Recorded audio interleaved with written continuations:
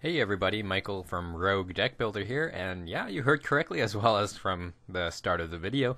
I was talking with Kevin, and he has allowed me to join the RogueDeckbuilder team and help him build upon the brand, and hopefully just make it really awesome for you guys.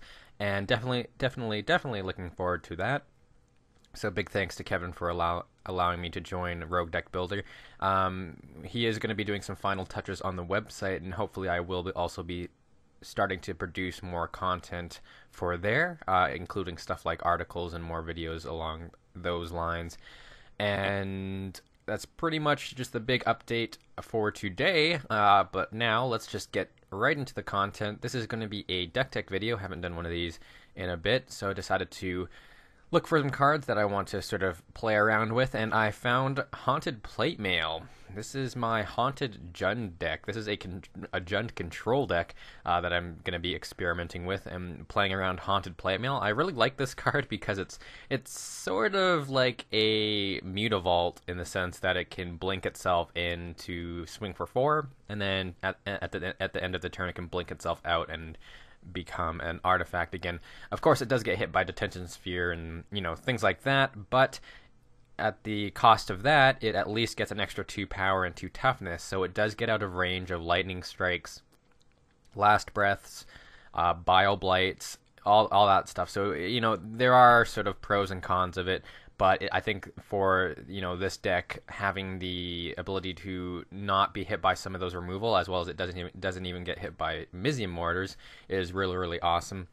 So as well as swinging in for 4 rather than just 2, it puts them on twice the half the amount of time that they would be able to find an answer to. So if we can swing in for 5, unless they get any life gain or something like that, we can potentially just kill them there. So in this deck, I wanted to go Jund because I felt that just, especially with mono blue being prominent still, and what was the green red monsters being coming up in the ranks, I felt that having access to black, red, and green, we just have access to just so many forms of removal, and I think it really works well in this deck, being able to play it just almost a full removal suite and just pretty much keeping our board clean is essentially what we want to be able to play Haunted Plate Mail. So we have a couple of different win conditions, though, including Haunted Plate Mail. Our other win condition is Vraska, which is a little bit of an experimental card as well.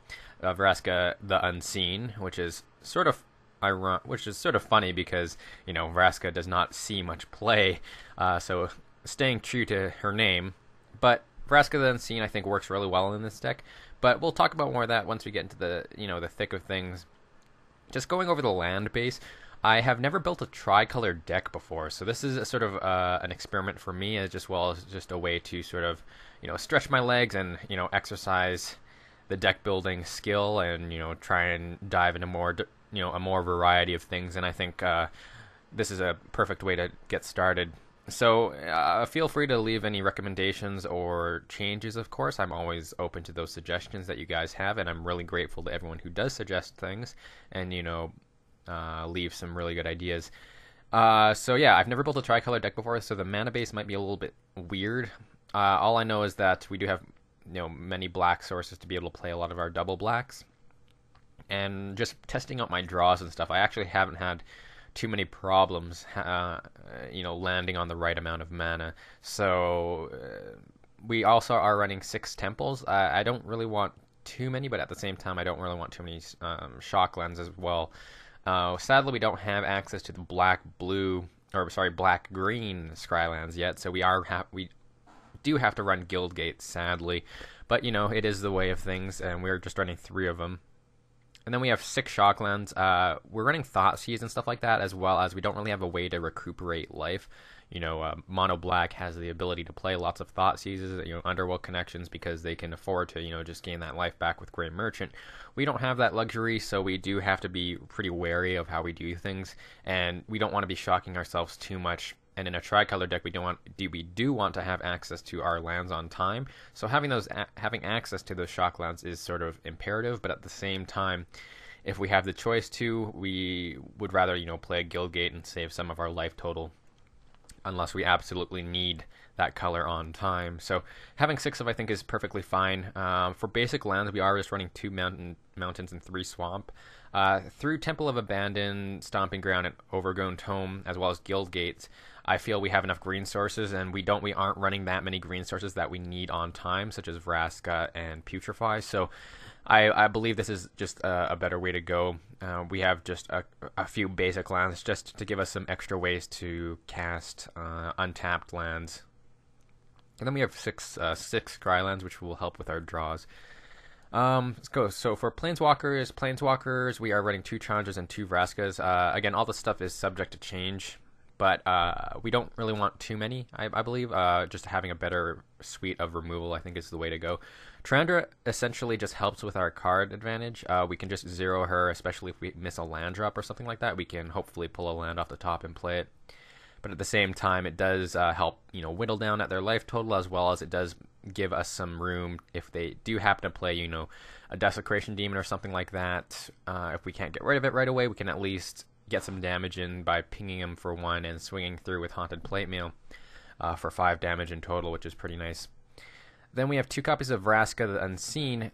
This is, I think, typically you don't see too many Vraskas. There's not many green, Golgari decks out there that run it right now, but I feel in this deck it works quite well, mainly because A, it protects our life total, because it's definitely something that they have to answer to, and B, since we have so many forms of removal, her ultimate gets that much better, and really it only does take 3 turns to actually get her ultimate off, and so it is another win condition for us essentially. If we can keep their board clean, we can just swing through with those 1/1 tokens and win the game that way. And so, we can't really protect those tokens, but at the same time, unless they have an answer to it, we can essentially win the game with that. It does give us another form of removal as well, both in creatures and just in permanents. It gives us another answer to Planeswalkers, as well as we can get rid of enchantments and things like that. So it's really good on that, and it's a pretty versatile removal card.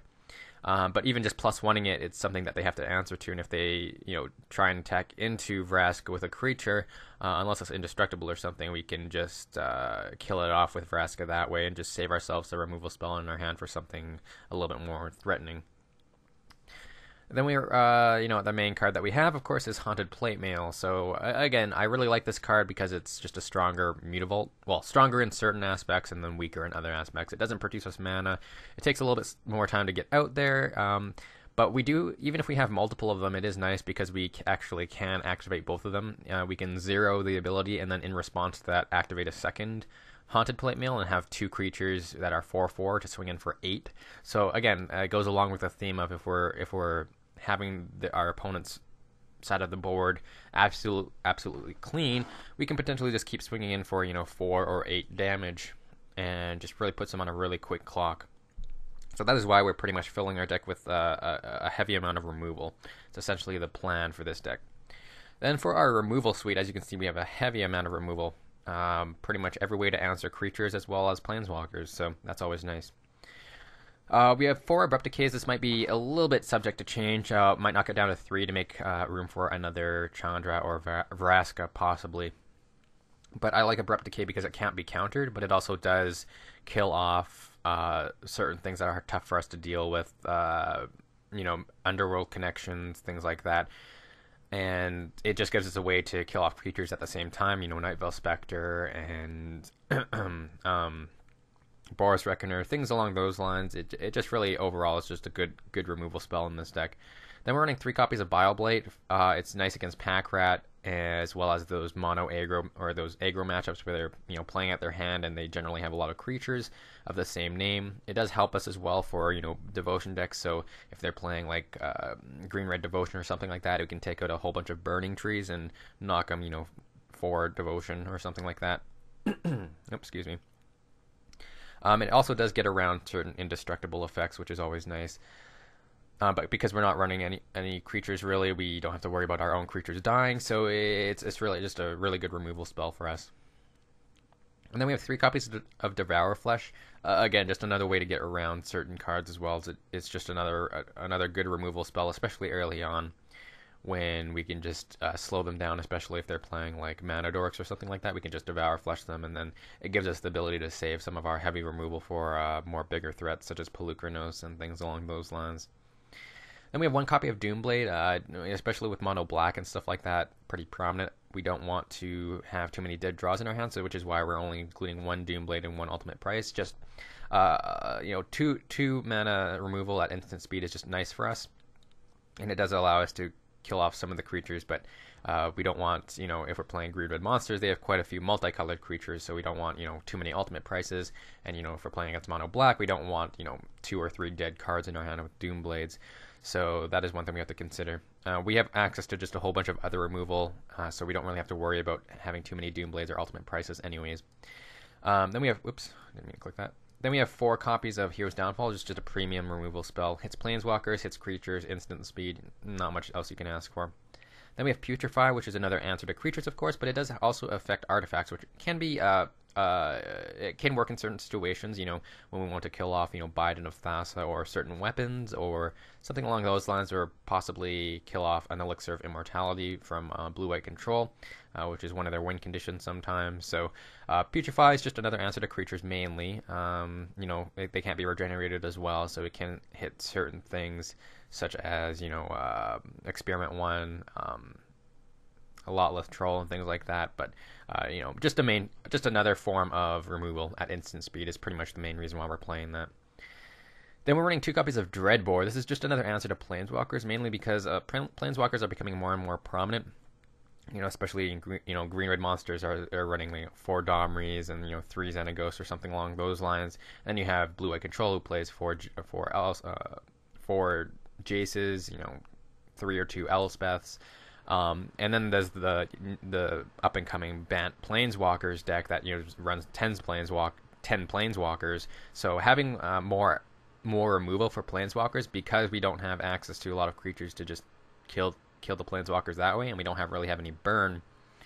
Having Dreadbore, I think, works really well. Just another way to answer those Planeswalkers, and Dreadbore is mainly going to be what we're going to be using it for. But it of course does answer to creatures as well. Of course, the downside is it is sorcery speed, but at the same time, for 1 less mana than Hero's Downfall, it is nice to have that other form of removal.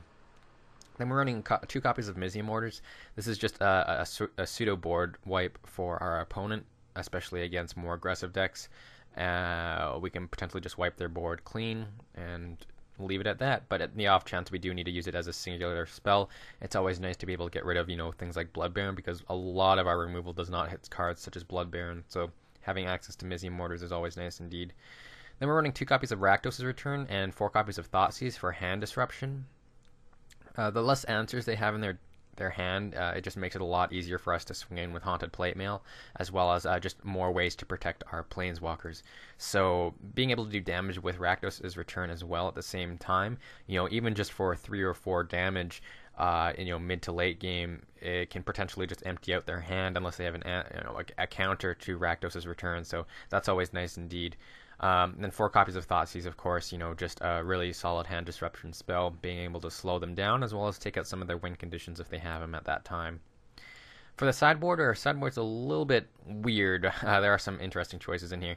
We have 3 copies of Anger of the Gods, probably knock it down to 2 of, but it does work against those weenie matchups, as well as takes out Elspeth tokens and things like that, as well as hits certain cards such as Nightveil Spectre.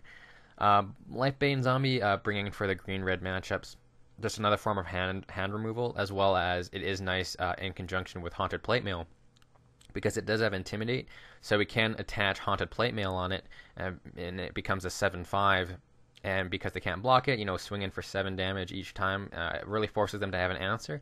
And even if they have Mizzium Orders or something like that, if we have Haunted Plate Mail on Lifebane Zombie, he's a 7/5, so unless they have an extra burn spell, they actually can't get rid of it. So it's really, really nice, I think. That's one thing I do like about Haunted Plate Mail, is because we do have some creatures in the sideboard, and it does allow us to attach Haunted Plate Mail onto them and just make them really, really large threats.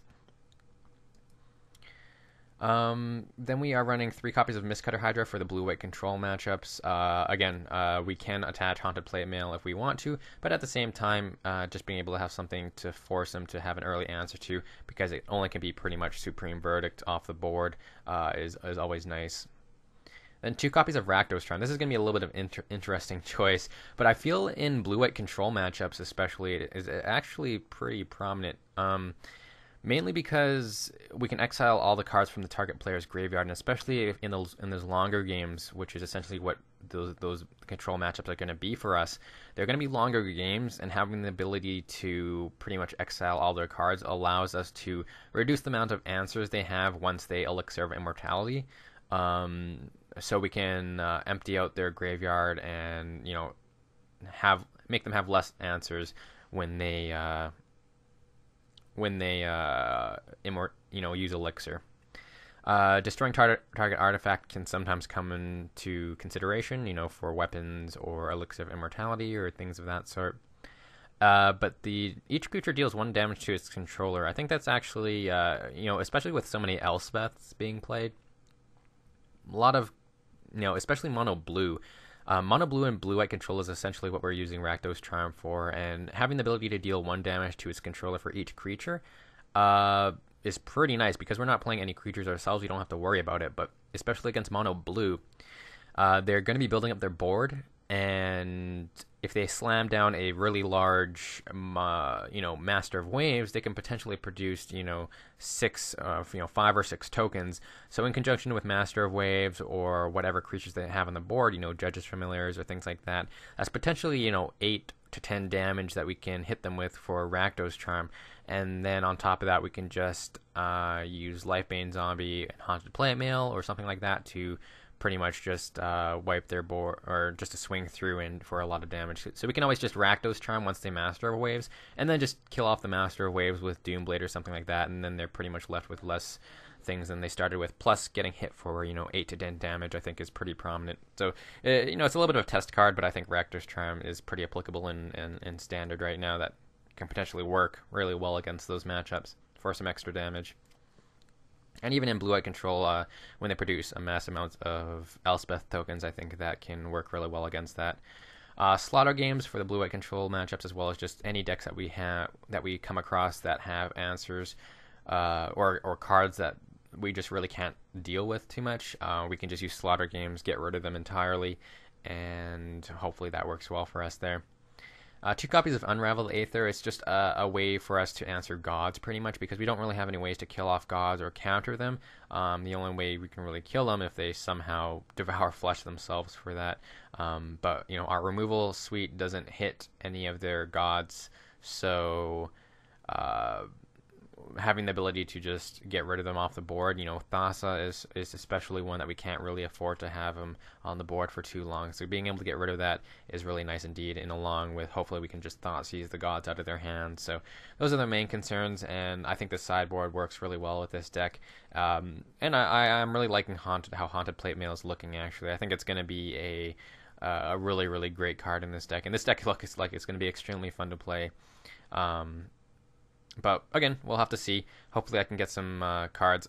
Kevin is going to be helping me with my card collection on MTGO, and hopefully I can borrow some cards from him and hopefully get some more gameplay out for you guys, because it's been a while since I've done some gameplays for you guys, and I'm really, really itching to try and get some series out there for you guys. So hopefully you guys are on the lookout for that, and hopefully you guys are looking forward to that as much as I am. Thank you guys for watching, and I hope you guys have a really great day.